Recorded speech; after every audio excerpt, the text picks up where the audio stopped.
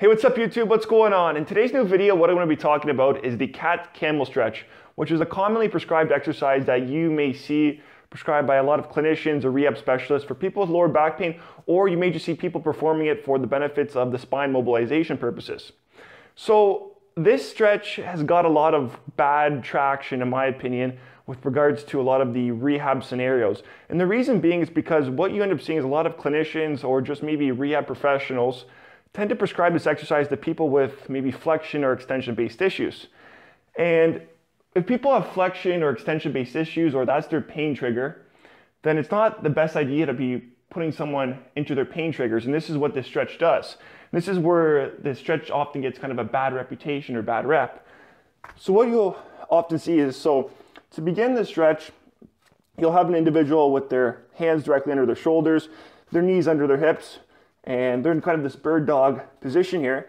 And all they're going to do is just take their spine and move it into flexion and to extension. And they're just going to continuously repeat this for about 6 to 8 repetitions. But what ends up happening is if someone has a flexion-based issue or flexion-based pain trigger, such as in the case of maybe a disc herniation that's impinging on a nerve root in the low back, and they go into flexion, it causes them pain.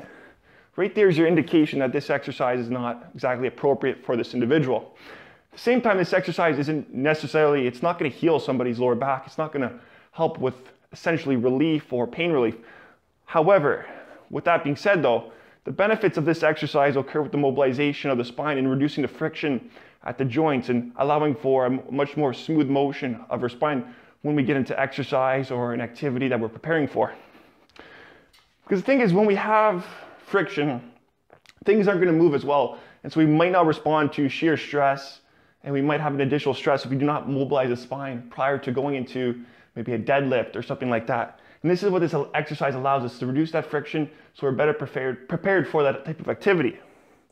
So to perform this now is, like I said, we're in that kind of bird dog scenario. Hands are under our shoulders, knees are under our hips, and we're just going to take the spine into flexion and into extension.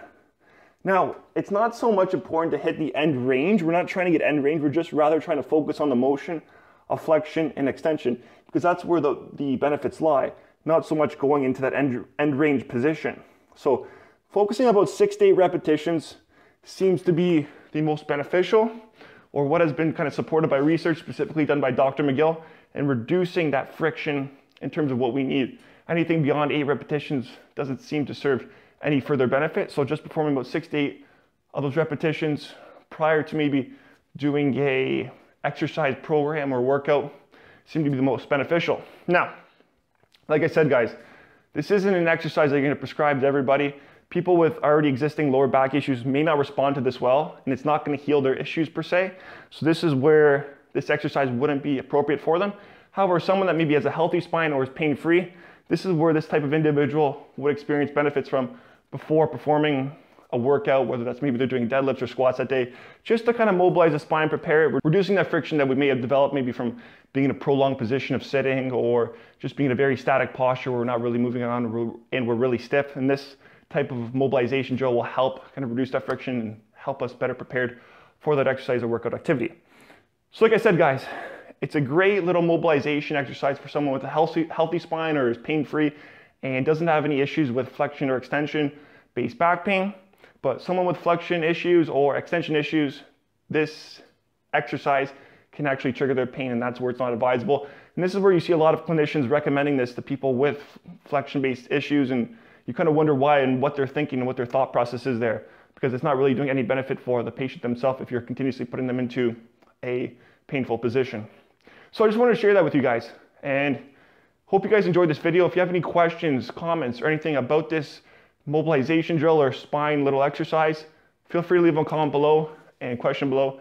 And with that being said, we'll wrap it up for this video. Okay guys, until next time, wish you guys all the best and a successful and productive day, and take care.